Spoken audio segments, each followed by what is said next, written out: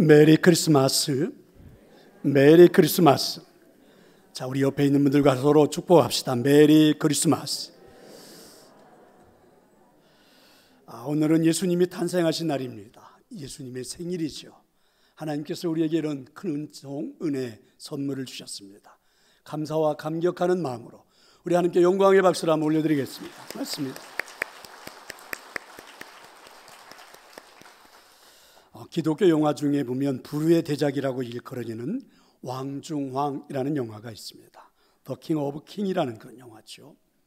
이 영화를 만든 감독은 드밀이라는 사람인데 이런 일화가 하나 전해집니다. 예수님을 십자가에 못 박는 그 골고다 장면을 촬영을 해야 되는데 거기에 어떤 군중들, 어떤 사람들을 좀 동원을 할까 이분이 이렇게 고민하다가 LA에서 살고 있는 가난하고 피곤하고 또 대부분 인생에 조금 찌들어 있는 그런 분들을 엑스트라로 삼았다고 그러죠.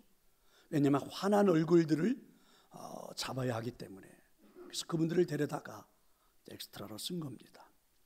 그런데 이제 촬영 준비가 늦어지면서 자꾸만 뒤로 늦춰지면서 골고다 십자가에 처형당하는 장면이 공교롭게도 바로 성탄절 바로 전날, 그러니까 오늘이라면 어제 촬영이 이루어진 겁니다. 수백 명이 이제 분장을 하고 세 개의 십자가 앞에 예수님이 가운데 달리셨고 강도 둘이잖아요. 세 개의 십자가 앞에 그 많은 군중들이 모였던 겁니다. 환한 얼굴들을 하면서 말입니다. 그 순간 드밀 감독은 그 십자가 앞에 모여 있는 사람들 앞에 나아가서 그 모든 사람들에게 이렇게 외쳤다고 그러죠. 자, 우리 2분간 묵상하고 시작합시다. 이 말이 떨어지기가 무섭게 전체가 죽은 듯이 고요해졌다는 거죠. 모든 사람들이 숙연해졌다는 겁니다. 그런데 문제가 생겼죠.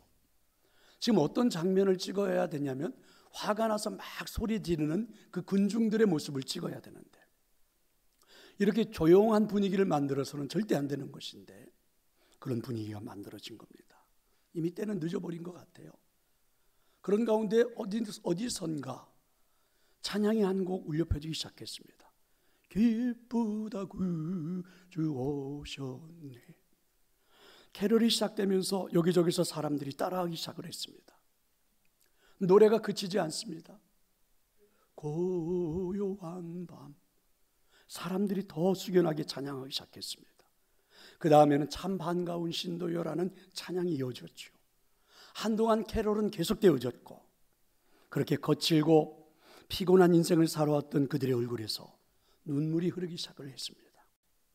이유는요, 구원을 위해서 십자가에서 달려 돌아가시기에 이 땅에 탄생하신 예수 그리스도, 자신들이 엑스트라로 이곳에 와 서 있지만 그분에 대한 이 땅에 오신 성탄의 그 행복, 그 기쁨이 이들의 영혼을 깊이 만진 거죠. 그래서 느낄 수 있었기 때문에 그들은 그곳에서 찬양하며 눈물을 흘린 것입니다. 여러분, 이게 성탄절이 아닐까. 감정의 시대라는 책이 있습니다. 그 EBS 다큐 프라임이라고 하는 특별 기획으로 감정 시대라는 제목입니다. 지금 마음이 어떠세요? 이런 그런 하나의 다큐 드라마인데 여기에 EBS 그 감정 시대를 만들었던 제작진들이 방영을 하고 난 다음에 그 내용을 책으로 엮어낸 겁니다. 그게 감정시대라는 책입니다. 근데 이 책의 내용은 이런 거죠. 지금 현대를 살고 있는, 특별히 한국 땅에서 살고 있는 한국인들의 감정 상태가 어떠냐, 그걸 그린 거예요. 6가지라고 말을 합니다. 지금 현대, 저와 여러분이 살고 있는 지금 현대를 살고 있는 이 땅에 한국 사람들이 느끼는 감정 6가지는 이런 겁니다. 불안감과 모멸감, 그리고 고립감과 죄책감, 좌절감, 그리고 상실감과 죄책감. 적어도 이 땅에 지금 현재를 살고 있는 한국 사람들은 이 6가지 감정 중에서 최소 하나 이상은 다 품고 살아간다는 이야기입니다. 문제는요, 이 감정 때문에 우리가 웃음을 잃어버렸다는 거죠. 이 6가지의 감정 때문에 웬만한 일로는 한국 사람들이 웃는 모습을 보기가 쉽지가 않다는 거죠. 밝은 모습을 볼 수가 없대요. 밝은 이야기를 들을 수가 없다는 것입니다. 저는 여러분에게 묻고 싶습니다. 오늘은 예수님이 탄생하신 날입니다. 지금 여러분의 마음을 한번 표현해 보실래요? 지금 여러분의 감정을 이 성탄절 아침 한번 표현해 보실래요? 오늘 성탄절을 맞는 것처럼 예수님은 다시 오실 것입니다. 다시 오시는 예수님을 기다리고 있는 여러분의 감정, 여러분의 마음은 어떤 것인가요? 어떻습니까? 이런 부정적인 감정은 예수님 당시에도 있었고 또 사회가 어떻게 변해도 이 지구상에 존재했던 감정들이죠. 그런데 여러분, 깊이 생각해 보면 이 감정은요, 나의 선택입니다. 마치 우리가 자유를 달라, 자유롭게 향하고 싶다, 자유라고 말하는 것처럼 감정의 상태도 똑같다는 거죠. 빨간 선글라스를 끼면 세상은 다 빨갛게 보입니다. 파란 선글라스를 끼면 세상은 파랗게 보이죠. 불쾌하게 세상을 보면 모든 것들이 다 불쾌합니다. 그런데 여러분, 선글라스는 누군가가 끼워주는 게 아니에요. 환경 때문이라고만 생각을 했는데 누군가가 끼워주는 게 아니라 사실은 선글라스는 내가 선택하잖아요.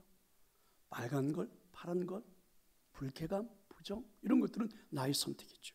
우리 모두는 자유롭게 선택할 수 있죠. 감정도 마찬가지라는 말입니다. 그런데 이 감정은 나의 생각, 나의 태도, 나의 믿음의 결과로 나타나는 거죠. 생각해 보십시오. 거리에 누워있는 노숙자를 만났습니다. 볼 때가 있잖아요. 그럼 모든 사람들이 다 똑같은 감정을 가질까요? 그렇지 않습니다. 사람마다 다 다르죠. 어떤 사람은 그 노숙자를 바라보면서 구구절절 비난을 퍼부어댑니다. 쓸모없는 게으름뱅이라고요. 불쾌한 감정을 가지고 지나가는 사람도 있죠. 그러나 어떤 사람은요, 만약에 하나님의 은총이 없었다면 나도 저 사람처럼 되었을 텐데 라며 감사한 감정을 가지고 지나가는 사람도 있더란 말이죠. 똑같은 장면이지만 어떤 선택을 하느냐에 따라서 그 감정은 얼마든지 달라질 수 있습니다. 그래서 윌리엄 셰익스피어는 이렇게 말했어요. 세상에 좋고 나쁜 것은 없다. 다만 생각이 그렇게 만들 뿐이다. 이렇게 말입니다. 그래서 감정은 현실, 지금 내 앞에 놓여있는 현실 자체보다도 내가 인식하는 것, 생각하는 것, 내가 어떤 태도를 취하느냐, 그리고 어떤 믿음이냐가 더욱 중요하다는 것입니다. 주어진 사건, 주어진 현실에 대한 나의 태도, 나의 믿음, 나의 생각이 내 감정을 좌우하기 때문에 그렇습니다. 오늘은 예수님이 탄생하신 메리 크리스마스입니다. 두 부류의 사람들을 소개합니다. 크리스마스를 기뻐하는 사람들, 크리스마스를 기뻐하지 못하는 사람들을 소개합니다. 성탄절이 왔지만 기뻐하지 못하는 사람들이 있습니다. 어떤 사람들일까요? 헤롯 같은 사람입니다. 예수님이 이 땅에 오셨을 때 헤롯은 부정적인 감정에 사로잡혔죠. 3절에 보십시오. 헤롯 왕과 온 예루살렘은 듣고 소동했다 이렇게 기록됐습니다. 그런데 소동만 하고 끝이 난 게 아니에요. 아이를 찾아 죽이려고 하죠. 마음만 먹은 게 아닙니다. 진짜 아이들을 찾아서 죽였습니다. 16절 말씀처럼 그때를 기준하여 2살 아래는 다 죽인 거죠. 왜요? 헤롯은 불안감에 사로잡힌 겁니다. 기뻐하지 못했습니다. 걱정 근심을 하죠. 왜 그렇습니까? 자기 것을 상실할지도 모르겠다라는 생각 때문에 그랬습니다. 자기 왕권을 빼앗길지도 모르겠다라는 생각 때문에 그랬죠. 헤롯은 그 당시 유대 나라의 최고의 통치자 왕이었습니다. 그는 돈을 주고 이 권력을 산 사람이죠. 원래는 에돔 사람이죠. 그런데 유대 왕으로 등극하게 되고 권력을 잡게 되고, 그것도 말입니다, 로마의 황제, 유대 총독이 몇 번 바뀌는데도 불구하고 이 사람은 여전히 왕으로 존재했고, 그리고 여전히 한 나라를 이끄는 정세가 밝고 처세술이 밝았던 그런 뛰어났던 사람입니다. 유대인의 환심을 사기 위해서 성전 건축도 했지요. 권력욕도 대단했습니다. 그 당시 유대인들 사이에서는 가장 인기가 있었던 제사장 가문 하스모니아라고 하는 가문이 있는데, 이 제사장 가문에 속한 사람들을 다 죽여버렸습니다. 옛날 권력자들이 그랬던 것처럼 10명의 아내를 거느렸습니다. 첫 번째 아내에게서는 아들, 두 번째 아내에게서는 두 아들을 죽였습니다. 장모도 죽였습니다. 자기의 그 영모로 처형해 버린 겁니다. 권력을 탐한다고. 그리고 권력을 유지하기 위해서 비참하게 두 살 아래 아이들도 다 죽인 거죠. 오죽하면 그 당시 헤롯의 왕자보다는 헤롯의 돼지가 더 행복하다. 자, 이런 속담까지 있었을 정도지요. 그 당시 유대인의 종교적인 최고 지도자가 아리스토블루라는 대제사장입니다. 근데 이 사람은 바로 헤롯의 처남입니다. 대제사장 가문을 다 죽여버리고 자기가 직접 임명을 한 거예요. 그런데 자기 처남이 이 아리스토블루가 대제사장이 때 오순절 행사 때 백성들 앞에 나타났더니 백성들이 막 환호를 했거든요. 그 모습을 보고 감정이 상해버린 겁니다. 그래서 그 처남 대제사장 아리스토블루를 초청해가지고 파티를 열었습니다. 그날따라 날씨가 무더워가지고 목욕 파티가 열렸는데 대제사장 자기 처남이잖아요. 그런데 신하들을 시켜서 장난처럼 그를 물속에 집어넣고 그리고 그가 밖으로 못 나오게 머리를 눌러버린 상태로 익사할 때까지 처박아 두고 그리고 죽여버렸습니다. 이런 감정을 가지고 사는 사람이 헤롯 왕이에요. 그런데 여러분, 동방의 박사들이 와서 왕으로 나신 이를 찾으니 이 사람의 감정이 마음이 뒤집어져 버린 겁니다. 나는 예수를 왕으로 인정할 수가 없다. 그리고 예수 그리스도를 왕으로 인정하지 않으니까 이 사람은 자기의 그 감정에 그대로 사로잡혀 절대로 기뻐할 수가 없죠. 성도 여러분, 그런데 사실은 오늘도 마찬가지가 아닙니까? 물론 우리가 왕과 같은 환경은 다르겠지만 자신이 스스로가 왕이 되어 살고자 하는 자는, 그리고 예수님을 왕으로 인정하지 않는 자는 자기 주권이 상실된다고 생각하겠죠. 예수님을 왕으로 모시면 자유인이 될 수 없다고 생각하겠죠. 즐길 것 즐기지 못하고 마음대로 살 수 없다고 생각하겠죠. 여러분, 이와 같은 분들에게 성탄절이 즐거움이 될까? 기쁨이 될까요? 그렇지 않습니다. 어쩌면 이분들에게는 기쁨의 감정을 갖기란 매우 어렵겠죠. 자기가 자신의 왕이 되어 있는 한, 여러분, 성탄절의 기쁨이란 존재하지 않는다는 그런 말이겠죠. 또 한 부류의 사람들이 있습니다. 대제사장과 서기관 같은 사람들이죠. 여러분, 4절을 보십시오. 헤롯이 동방 박사들의 이야기를 듣고 대제사장을 부르고 서기관들을 불러서, 그리고 유대인의 왕이 어디서 나겠느냐 이렇게 물었어요. 그랬더니 대제사장 서기관들이 알고 있는 대로, 공부했던 대로, 그들이 믿고 있는 대로 베들레헴 땅에서 태어날 거라고 알려주었습니다. 이 사람들은 성경을 잘 알고 있던 사람들이죠. 그리고 메시아를 기다리던 사람들이에요. 그런데 지금 헤롯이 왜 알려달라고 하는지를 알고 있지요. 알려주면 죽일 거라는 사실을 알고 있음에도 불구하고 이들은요, 가르쳐 주었습니다. 기뻐하지 못한 채. 여러분, 대제사장 서기관 이 사람들은 어떤 사람들입니까? 오늘날로 말하면 이런 거 아니에요? 기독교에 대한 지식은 가지고 있지만, 성경에 대한 지식은 가지고 있지만 자신이 추구하고 있는 신앙은 이 땅에서 잘 먹고 잘 살기 위한 수단에 불과한 것이죠. 그래서 사실 이들은 예수님을 믿는 것 같기는 하지만 신앙의 지식으로 예수님을 비판하죠. 자신이 가지고 있는 신앙의 지식으로 하나님의 역사를 비판하는 거죠. 오히려 다른 사람들도 믿지 못하게 만드는 그런 사람들. 그렇습니다. 자신들이 알고 있는 것에 대한 확신이 없는 사람들이겠죠. 믿음이 없는 사람들입니다. 많은 공부를 통해서, 오랜 경험을 통해서, 그리고 성경을 통해서 알고는 있지만 전혀 믿음이 동반되지 않는 사람들. 그러니까 예수님을 진정 나의 구주로 모시지 않는 사람들, 예수님을 통해서 기쁨을 누려본 적이 없는 사람들, 차지도 않고 덮지도 않은 미덕지근한 상태로 확신 없이 살아가는 신앙인의 사람들. 여러분, 이분들에게 성탄절의 기쁨이 될까? 이분들에게 여러분, 오늘이 행복이 될까라는 것입니다. 어쩌면 성탄절이 이분들에게 무의미하게 여겨질지도 모르겠죠. 그런데 여러분, 성탄절을 기다리며 기뻐하는 사람이 있습니다. 어떤 사람입니까? 바로 동방 박사들입니다. 10절의 말씀에 그들이 별을 보고 매우 크게 기뻐하고 기뻐하더라. 매우라는 말은 강조지요. 크게 기뻐하고 놀랍고 장엄하다 이런 뜻입니다. 그러니까 이 사람들은 별을 보고 정말 놀랐습니다. 별을 보고 그 장엄함에 사로잡혔습니다. 감동을 받았습니다. 마음에 감동의 물결이 넘쳐나고 있죠.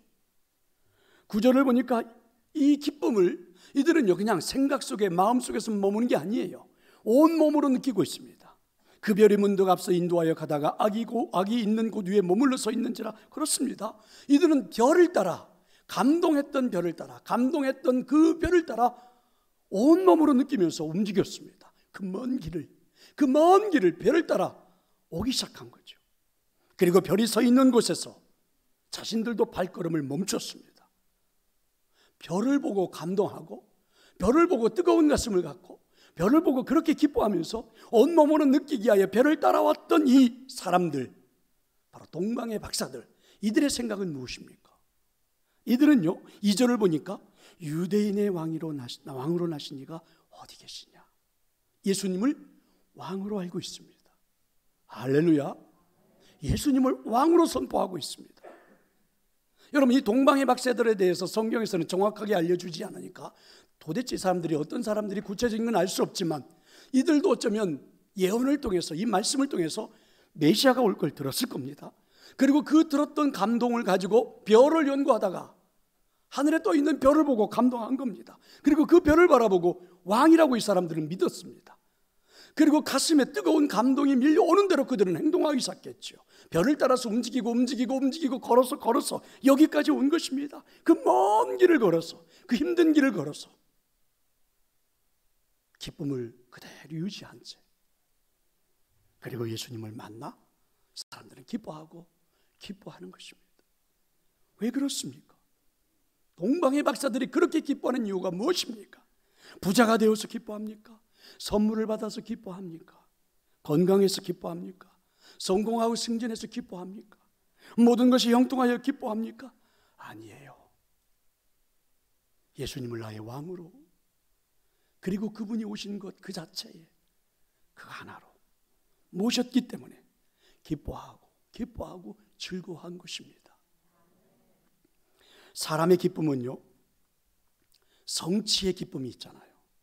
승리해서 기쁘고, 소유해서 기쁘고, 합격해서 기쁘고, 사랑받아서 기쁘고, 자신이 소중하게 여기는 것을 손에 넣어서 기쁘고, 돈을 벌어서 기쁘고, 선거에 당선되어서 기쁘고, 명예를 얻어서 기쁘고, 연구 성과를 얻어서 기쁘고, 장난감을 얻어서 기쁘고.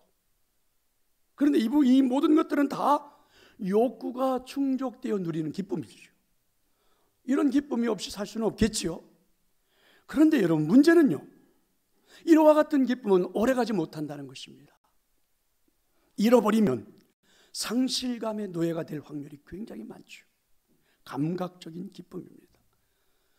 그런데 여기에는 더 큰 문제가 있죠. 이 기쁨은 지나치면 윤리성을 잃어버리게 됩니다. 예를 들면 남은 잘못되어도 나만 잘 되면 되는 거죠. 그러면 기쁜 거죠. 다른 애들 다 꼴등하고 우리 아들 1등만 했을 때 기쁜 거죠. 전쟁을 일으켜서 무수한 사람을 죽여놓고도 자신들이 승리했다고 환호성을 질러대는 기쁨이겠죠.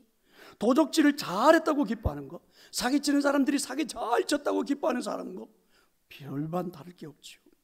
그래서 소유의 기쁨, 성취의 기쁨이라는 것은 원시적인 것, 육체적인 거죠. 일시적인 겁니다. 감정적인 겁니다. 그래서 잘못 나가면 동물적이고 파괴적인 기쁨이 될 확률이 굉장히 많죠. 그런데 오늘 성경에 나오는 이 동방의 박사들은 예수님을 만났다라고 하는 것 하나, 메시아가 이 땅에 오셨다는, 예수 그리스도를 만났다는 한 가지로 기뻐하는 거죠. 예수님을 왕으로 모시는 것 그 자체 하나로 기뻐하는 겁니다. 예수님을 구세주로 모시는 것 그거 하나로 기뻐하는 거죠. 생각하면 정말 단순해요. 너무너무 단순해요. 예수님이 오신 것이 기뻐요. 먼 길을 걸어온 거 상관없어요. 예수님을 만난 것이 기뻐요. 오늘 예수님 앞에 와서 경배한 게 너무 기뻐요. 너무너무 단순해요. 성탄절은 바로 그런 것입니다. 저는 여러분에게 그런 은혜가 있기를 축원합니다. 사실은요 이런 성탄절이 다가오면 목회자들에게는 굉장히 고민스럽습니다. 무슨 설교를 하고 또 어떻게 프로그램을 만들어야 되나. 왜냐하면 여러분들이 막 저한테 보이지 않는 무건의 요구를 하거든요. 좀 재밌게 좀 해봐라. 뭐 좀 더 보여봐봐. 그거 가지고는 안 되는데. 그래서 여러분 고민스러울 때가 참 많습니다. 막 칸타타를 시키나 뭘 더 막 준비를 하나 막 이렇게. 실질적으로 생각해 보면 성탄절은 그냥 그 자체로 기쁜 거죠. 예수님이 우리의 구주라는 사실 하나로, 예수님이 나의 왕이라는 사실 하나로 기뻐하는 절기입니다. 조금 더 깊이 들어가 보면 우리의 왕 되신 예수님을 통해서 내가 죽음에서 구원을 받았고 왕 같은 제사장이 되어서 기쁜 거죠. 내가 제 용서함을 받고 참 자유인이 되어서 기쁜 거죠. 그 주님을 통해서 이제 내가 믿음으로 세상을 이길 수 있는 사람이 되어서 기쁜 겁니다. 믿으시기를 축원합니다. 그리고 여러분, 이 기쁨은요, 현대인들이 겪고 있는 이 불안감, 모멸감, 좌절감, 고립감, 상실감, 죄책감 벗어나게 할 수 있는 마음이란 말이죠. 단테의 신곡에 보면 지옥 맨 밑바닥에 많은 사람들이 있었습니다. 이 사람들에게 무슨 죄를 짓고 여기 왔느냐 이렇게 물으니까 안내하는 사람이 대답을 해주죠. 다른 죄가 아니라 이 사람들은 세상에 살 때 믿는다고 하면서 기쁘게 살지 못하고 늘 우울하게 한숨만 쉬며 산 죄 때문에 여기 있다. 꼭 우리 보고 하는 이야기 같지 않으세요? 철학자 니체는 이렇게 말합니다. 내가 예수를 믿어야 할 필요성을 느끼지 못하는 이유가 믿는 사람들이 생활에서 기쁨을 찾지 못하기 때문이다. 현대인들은 점점 성탄절에 예수 지우기를 시도하고 있죠. 뭐 일간지에서는 이런 글을 썼습니다. Sorry 크리스마스. Sorry 크리스마스. 젊은이들이 크리스마스는 구세대의 문화라고 인식한다는 거죠. 최근 공연계에 한번 보세요. 크리스마스를 주제로 한 어떤 콘서트나 뮤지컬이 있던가요? 거의 사라졌습니다. 여러분, 서울시청 앞 광장에 설치된 성탄트리 꼭대기에 그 달려있는 십자가를 두고 특정 종교의 상징물이다 이러면서 막 철거를 해야 된다, 민원이 이어지면서부터 그 십자가 크기가 자꾸 작아졌다고 그러죠. 안티 기독교인들 때문에, 그리고 인권이라는 명목 때문에 예수 그리스도가 사라지고 있죠. 예수님의 이름을 지우는 것이 사라지고 있죠. 여러분, 미국 사회에서도 메리 크리스마스라고 하지 않는다고 그러죠. 해피 할러데이 그렇게 말한다고 그러죠. 크리스마스, 크라이스트, 그래서 그리스도죠. 메스, 예배잖아요. 그러니까 우리는 메리, 즐거운 마음으로 예배하는 날이 크리스마스거든요. 근데 이걸 빼버리고 그냥 해피 할러데이 이렇게 지금 이미 여러분 백악관에서 성탄 카드는 그렇게 만들어져 사람들에게 선포되고 있죠. 예수 그리스도가 없는 크리스마스가 되어가고 있다는 말이죠. 그런데 여러분, 이런 사회적인 현상이 가져다 주는 것이 무엇입니까? 현대를 살고 있는 한국인들의 감정이 6가지, 불안감, 모멸감, 고립감, 좌절감, 상실감, 죄책감 같은 것들이 우리의 마음을 품게 만드는 거 아닙니까? 내가 주인이 되면서 우리는 예수를 찬양할 수 없다, 내가 찬양의 주체가 되어야 된다, 이렇게 사람들이 주장하는 이 시대를 살다 보니까 우리의 감정들이 이렇게 파괴되어져 버렸다는 것이죠. 성도 여러분, 우리에게 성탄절은 기쁨입니다. 우리에게 성탄절은 기쁨이에요. 기꺼이 예수님을 왕으로 모시는 가장 기쁜 날입니다. 그리고 우리는 기꺼이 예수님을 경배하는 날입니다. 노래하는 것입니다. 사람들을 바라보고 메리 크리스마스 외치는 날입니다. 축복하는 날입니다. 성탄절 아침, 오늘 예배에 잘 나오는 여러분 모두가 메리 크리스마스가 되기를 축원합니다. 그 자체가 기쁨이 되기를 축원합니다. 예수님 때문에 행복하다고 고백하기를 축원합니다.